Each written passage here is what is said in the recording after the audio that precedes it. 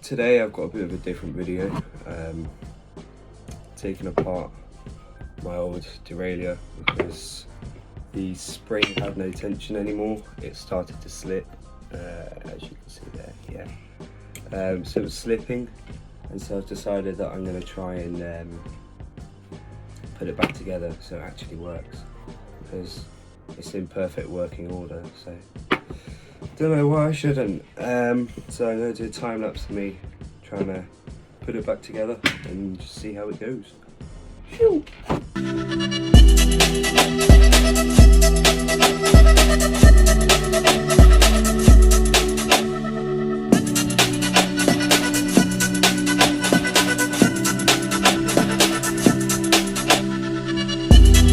And just like that, we have a derailleur that is now fixed.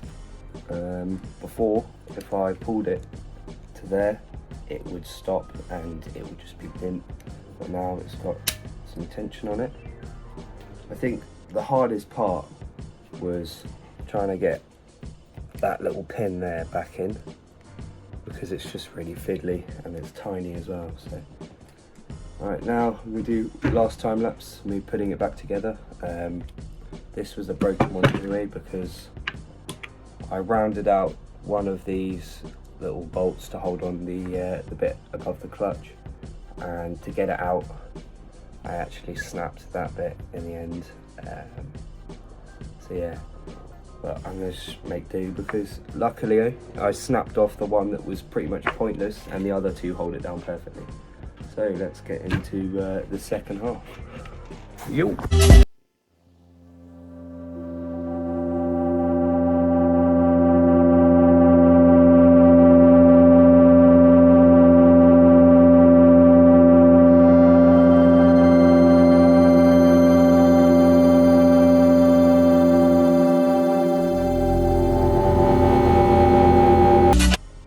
So when you're putting your cage back on, as you can see I haven't finished it yet, but just I've made a silly mistake and I've put the wrong wheel on in the wrong place. So the one that should be at the top up here next to this little star bolt should be this one here, because if you look at it from the side it's nice and smooth all the way down.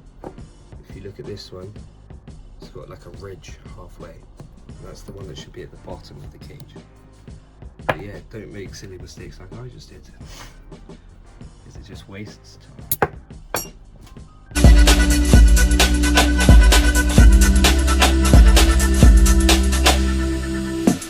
One final little crucial thing that I told you, that I forgot to tell you at the start, is that when you want to do it, you want to take both your limiter screws out. I know I've only got one here, and you want to find the longest one and put the longest one in the far left hole and screw it in all the way, because when you do that it just sort of, it flattens the derailleur out a bit more, so you actually have clearance here to wind it up.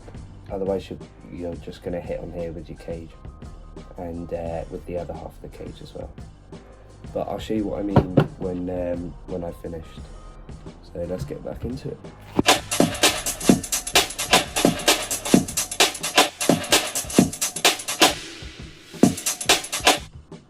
Right, now that both my limiter screws are back on, we are finished. It is a perfectly working derailleur. When you do your limiter screws up, because you don't know where you need to do them to, just sort of check to make sure that you get some clearance in there between these two components here, because if you don't have any clearance between them, then it's just going to rub and going to wear away all the paint like mine has. But yeah, so yeah, now I have a perfectly working derailleur, apart from a few parts that I need to get done. One more thing that I didn't tell you, a couple of months ago I actually snapped my my clutch lever. So I've taken this off, been an idiot, taken the other half off, and my derailleur has just sort of exploded and spun around everywhere, and that's how I managed to unwind the spring, which luckily it's all back to normal now. So yeah, but I need new tank, as you can tell. Yeah, it works perfectly. Look, it's all still sealed around the edges. So I need the top of the clutch, and then I need a new lever and a new screw as well, a little bolt. But other than that, it's perfectly working. I'd put this on my bike now if I needed to, because it does work. But yeah, that's it from me. Stay tuned for the part where I rebuild the clutch. Yeah, see ya.